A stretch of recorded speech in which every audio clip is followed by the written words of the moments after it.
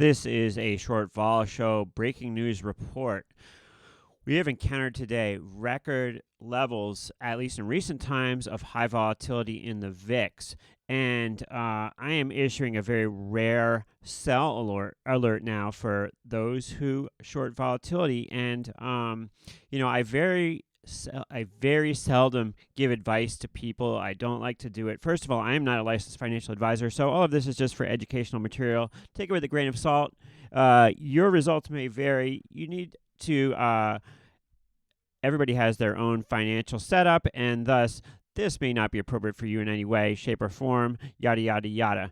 But I am convinced that this is a great time to sell volatility. I'm going to give you the reasons for that coming up, and then after that, I'm going to go through my positions and what I did today. But let's get to the most important part first, and for that, let's go to the charts really quick here. And we're going to start by looking at a chart of the VIX. And here we have... this is a chart right here of VXX, but we're going to go to a chart of the VIX. And we can see the VIX today got up to over 30 on the chart, and that is a rare place to be. If you look at this chart here of the last 3 years, we've only been at this level 2 other times, and both times this was astonishingly good sale within 24 hours up here. Now, there is something very important to note in this calculation. Yes, the VIX is at 30, but can you sell a 30 vol? Could you sell a 30 vol today? No, you could not. And I can show you why that is right here. Look at the futures to my left. You can see the futures prices, and they're slightly off the screen. Let me see if I can fix that a little bit. But if we look at these futures prices, they are nowhere near 30.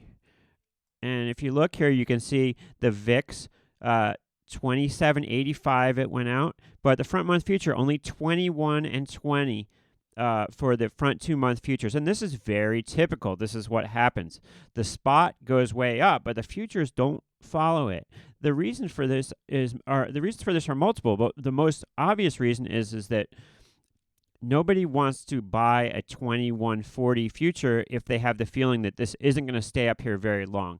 So the very fact that these futures are not following the spot up here. Now, if this was most other products, there would be some sort of arbitrage situation which forced the futures to go up there. This would never happen in the S&P. The S&P, if the S&P was way down the spot, the futures would be way down too, because there's an arbitrage situation. You can trade baskets of stocks and bring these two in line with each other. But the VIX is unique in that the futures can move as much in any direction they want to up until expiration. So the mere fact that these futures are so much lower than the VIX speaks to the fact that nobody believes the VIX is going to stay up here. However, it also is something of a cautionary tale for you, because if you sell UVXY or TVIX here, you are actually selling a combination of this 21 VIX and 20 VIX. That's what you're selling. You're selling a 20. Now, a 20 on the chart, still very good. Not as compelling, but still very, very good sale. Now, what are the reasons not to sell here? Well, we could be going into a period of increased volatility. That's certainly possible. However, even in a period of increased volatility, things are not going to stay much higher than here. It might stay up around 20, 22, and if the VIX stays around this 27 area here, the futures will move higher towards the VIX over time. However, they will eventually arrange themselves back in a contango situation where the front month is lower than the second month, and this whole situation will start to decay. So the caveat to selling volatility is, as long as you give yourself a little bit of time for this situation to right itself, this can be an excellent sale. And I know, my friends, I know that you are skeptical, and that's a good thing to be. And we have people in Tesla saying, well, 791 is a great buy in Tesla, and saying, oh, this is the opportunity of a lifetime to get into Tesla. Well, not really, because look at Tesla. look where it came from. It came from 300. And, yeah, great. Tesla is now lower than it was a week ago, but it came from 300 just, what is it, like a month ago. So, you know, that's not such a compelling thing for me with Tesla. All right, so I want to go through my positions because I actually lost money today trading. And I want to go through that really quickly, but I would encourage you to think about this. Look at VXX here. This thing has rallied.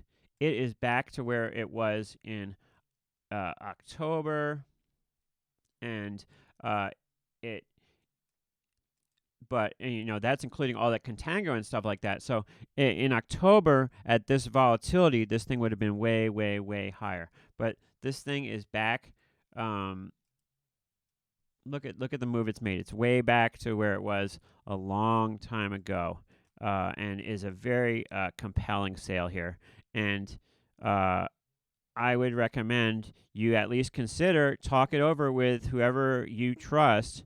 But this is an opportunity here, in my opinion, right now during this spike. And yes, it could go higher. This could go against you for a little bit, but the likelihood that this goes lower in the next 24 to 48 hours is huge. Now, I've given myself till a couple months for this to go lower, and I'd encourage you to do that as well. But it just seems like an opportunity that hasn't come in quite some time to make money shorting volatility is here with us now. And I hope that many of you have been following my channel or somebody's channel, or at least have educated yourself on the VIX to know that this is an opportunity.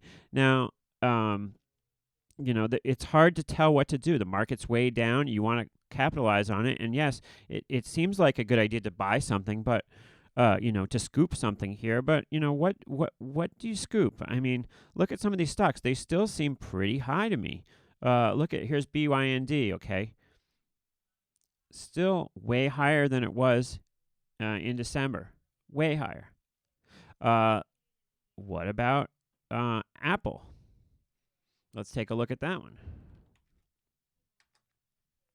Well, that's had a nice little sell-off, right? So that's a possible candidate, but still higher than it was in December. Way higher.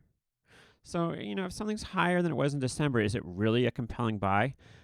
How about the chip stocks? They've gotten pummeled. Look at this. Here's Xilinx, one of the better ones. Let's take a look at AMD. Pummeled, but once again, not back to where it was. So it's very hard to buy these things when they're still higher than they were earlier this year. I mean, it doesn't seem like a compelling buy. However, shorting some volatility seems like a great place and a great opportunity here to get involved. And like I said, things could be rocky for a little bit longer, but you're certainly starting off at a great point here. Higher than this is an entry that we just don't see very often at all. This is a 3-year chart, like I said, and we just don't see it like this very often. Almost never. So please consider it. Please consider, everybody's situation is different. Let me talk about my trades because I'm not super proud of my trades today, but I do want to be honest with you at all times because in the end, what does it matter? It's water over the dam. This is what happened. So I had on this. Well, first of all, you can see me shorting Tesla and then buying it back. But I had on this spread, the July 16-13 put spread, 17 July 16-13 put spread in VXX. And that went against me. And on the open, with volatility flat, I decided I would get out of that trade and wait for a better entry. So let's look where that trade is right now. So that was the 17 July. And volatility may have expanded a little bit. 17 July, 16-13 spread. Okay, so right now, the midpoint's 126. Where did I sell it earlier in the day? Let's see. So I sold at 146 earlier in the day. So, I saved myself, 20 cents times 17, which is a lot of money, by selling it earlier. I got out of it, and I reestablished. I bought this spread, the June 18-15 spread. So if we go out to June, that's 115 days. And if we look at the chart here of VXX, what we're looking for here, and maybe we'll go to like 180 day. This is a good illustration. What I'm looking for is for this to, in the next 4 months, to go from where it is now back, just to retrace its steps and get back down to here for a maximum win. Now, it doesn't have to get here to make money, but this is to max out to get back down to 15 here. That seems reasonable in 3 months. And if that happens, this trade would almost double your money. I paid $1.54 for a potential $3 spread. If I'd paid $1.50, then it would double your money. I paid $1.54, so a couple pennies more than 50% for this $3 spread. So there you have it. I would strongly consider, like I said, I very, very seldom make recommendations for people. People ask me what to do in the market, and I say, don't ask me, because I don't want to be on the hook with people. My general advice, if people ask me, just the random people on the street, is to buy USMV. You can look up that symbol, USMV. Here it is.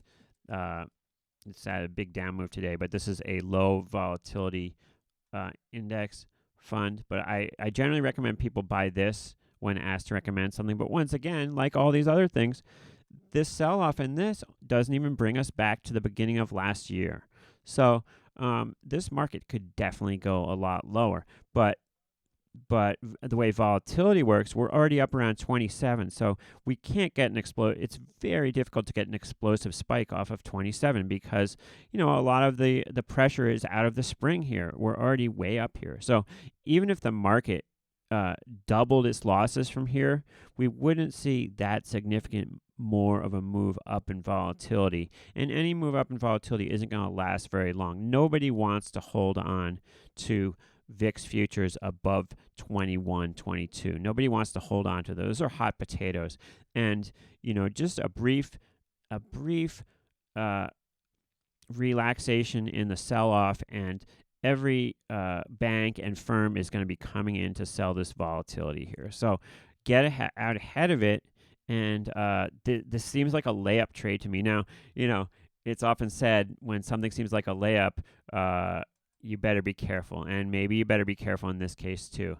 But to me right now, this seems like a layup trade to short volatility. So there's my 2 cents.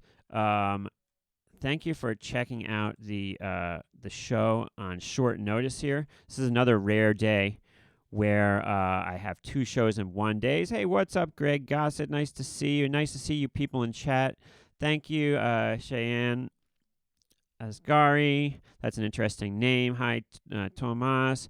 Hello, Spencer. And I don't know, it's an exciting week. I hope you guys are faring well in this sell-off. Fortunately for us traders, for the general public, a sell-off is always bad news, because the general public is pretty much always long the market, buy and hold. And certainly my family is not faring well on this because they are long the market. But us as traders, we could be doing anything. We don't have to sit there and be long the market. And we know that over time, the market returns can go sideways for long periods of time. So we find different ways to make our money out there. And I encourage you to educate yourself.